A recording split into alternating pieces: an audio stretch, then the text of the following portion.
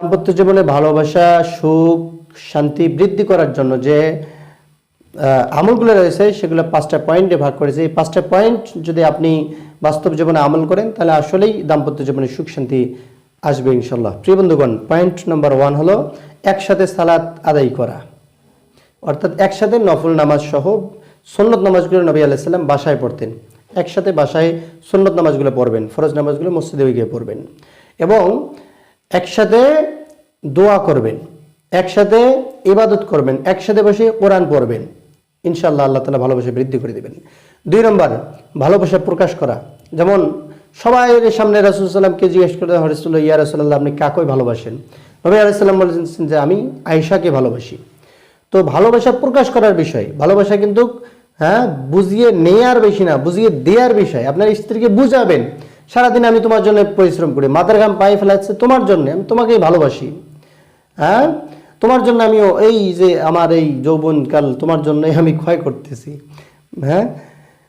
ভালোবাসা প্রকাশ করবেন। 3 নম্বর হলো ইমানি আলোচনা, ঘরের মধ্যে ইমানি আলোচনা করবেন। ইমানি আলোচনা করবেন, দিনী বই যে এগুলো আছে সেগুলো বাসায় এনে পড়বেন। দিনী আলোচনাগুলো শুনবেন সবাই একসাথে মিলেমিশে বসে। একটা সময় খাওয়ার পরে দেখা যায় সবাই রাতের বেলায় খাওয়ার পরে খুব একটা সবার কাছ থেকে সবাই একসাথে বসলেন, বসে দিনে কিছু আলোচনা করলেন। ইনশাআল্লাহ আল্লাহ তাআলা ভালোবাসা বৃদ্ধি করে দেবেন। 4 হলো রাগে ধৈর্য ধরা।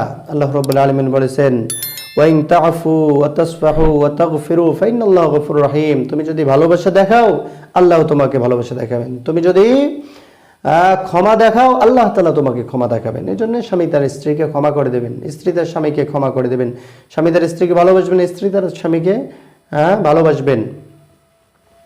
5 নম্বর হলো পরস্পর দোয়া করা, পরস্পর দোয়া। আল্লাহুম্মা আল্লিফ বাইনা কুলুবিনা, আল্লাহ তুমি আমাদের ভালোবাসা মহব্বত বাড়াই দাও। আল্লাহুম্মা আল্লিফ বাইনা কুলুবিনা, আল্লাহ তুমি আমাদের অন্তর্দ্বয়কে মিলিয়ে দাও। সুবহানাল্লাহ। এবং আল্লাহ রাব্বুল আলামিন যে দোয়া শিক্ষা দিয়েছেন, রব্বানা হাব লানা মিন আজওয়াজিনা ওয়া যুররিয়াতিনা কুররাতা আ'য়ুন ওয়াজআলনা লিল মুত্তাকিনা ইমামা। হে আল্লাহ, তুমি আমাকে চক্ষু শীতলকারী স্ত্রী এবং সন্তান দান করো, যাদেরকে দেখলে আমার চক্ষু শীতল হয়ে যাবে, এবং ঈমানদারদের নেতা তুমি আমাদেরকে বানিয়ে দাও। এই দোয়াটা বেশি বেশি করবেন। রব্বানা হাব লানা মিন আজওয়াজিনা ওয়া যুররিয়াতিনা কুররাতা আ'য়ুন ওয়াজআলনা লিল মুত্তাকিনা ইমামা।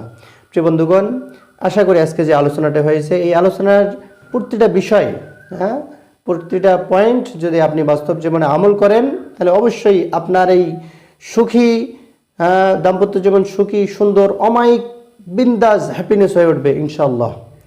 কারণ নবী আলাইহিস সালামের উত্তম আদর্শ, তার চেয়ে উত্তম কোনো আদর্শ নেই। আর রাসূল সাল্লামের উত্তম আদর্শগুলো এখানে আলোচনা হয়েছে, সাথে বৈজ্ঞানিকভাবে কিভাবে সুখী একটা সংসার গঠন করা যায়।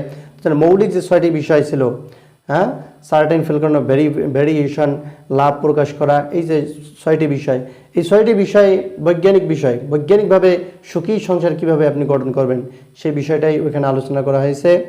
তো এই 3টি প্রশ্নের উত্তর যদি আপনার বাস্তব জীবনে আমল থাকে তাহলে অবশ্যই আপনার দাম্পত্য জীবন, স্বামী স্ত্রীর জীবন সুখী, সুন্দর, অমায়িক হয়ে উঠবে।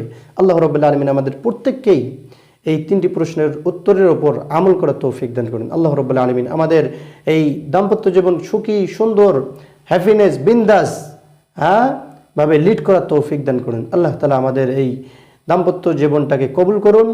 আল্লাহ রাব্বুল আলামিন দুনিয়ায় শান্তি এবং পরকালে মুক্তি দিয়ে আল্লাহ রাব্বুল আলামিনের জান্নাতে প্রবেশ করার তৌফিক দান করুন। সর্বদাই আল্লাহ রাব্বুল আলামিন আমাদেরকে সুখে শান্তিতে দুনিয়ায় বসবাস করার তৌফিক দান করুন। আমিন। ওয়া মা তাওফীকি ইল্লা বিল্লাহ। আসসালামু আলাইকুম ওয়া রাহমাতুল্লাহি ওয়া বারাকাতুহু। Islamic marriage.